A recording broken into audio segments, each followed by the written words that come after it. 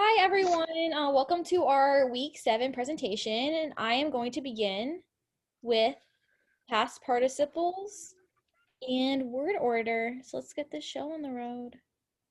Oh, here we go. Let me go back up to the top. All right, so my first topic is word order. My first slide is about this, is kind of a review from Capital One. We previously learned that in first position, you have the subject normally. This isn't always the case, and we'll get into further detail. Second position is always the verb. This is just kind of a code you kind of live by. Just always remember to put the verb in second position and put the rest of the words around it. Third position, you have the direct object or any kind of object, indirect object.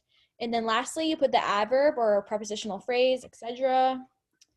So beginning of a sentence. When would a writer begin a sentence with something other than the subject? So that's usually to put emphasis if you were trying to put emphasis on something else in the sentence. So the speaker always has the option to move the part of the sentence that is the most important to the beginning. This usually involves time, which is like an adverbial concept. And I have an example of that. I have is a Ulrich öffnet dem Studenten die Tür. And then you see how we moved im to the beginning on this one because we're trying to emphasize that part of the word. And then we have we're trying to emphasize the door, no, detour on the next part. So you can arrange like that. And then this is just some kind of guidelines on how to like organize a sentence. If the adverb of place shows a direction, then it will go last. If both objects are nouns, the indirect object precedes the direct object. If one of the objects is a pronoun, the pronoun always directly follows the verb. If both objects are pronouns, the direct object precedes the direct object. All right, now we're going to talk about past participles. This is just like my intro slide. Weak and strong verb that start with a separable prefix squeeze the prefix ge of the past participle between the separable prefix and the stem.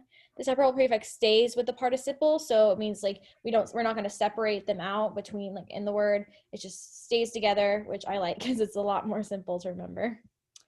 And so we're going to talk about the past participles for weak verbs. They add the prefix get to the verb stem plus the ending t. So an example of that would be sagen changes to gesagt right here. And yeah, as you see, there's no really change to the verb stem, which is nice, pretty easy to remember. Then it gets a little crazier when we get to strong verbs because the stem itself will change often.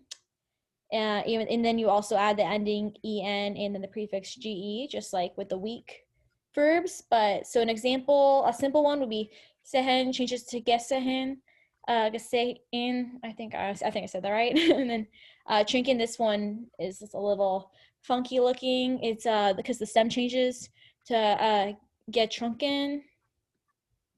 It's probably really bad. Then here's some special cases for past participles. A special group of weak verbs are those with the ending of ieren.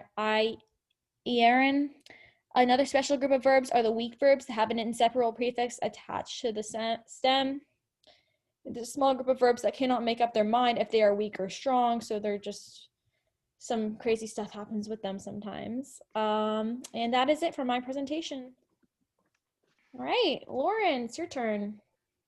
Okay, here we go.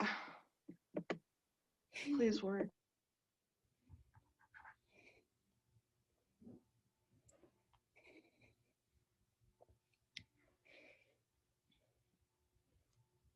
Woo! You got this. You have faith.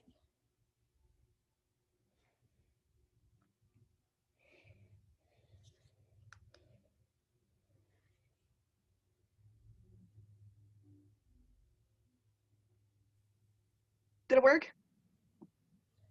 It did not work. Oh, not right now, please. Yeah, maybe if you could try the Hello? desktop, No.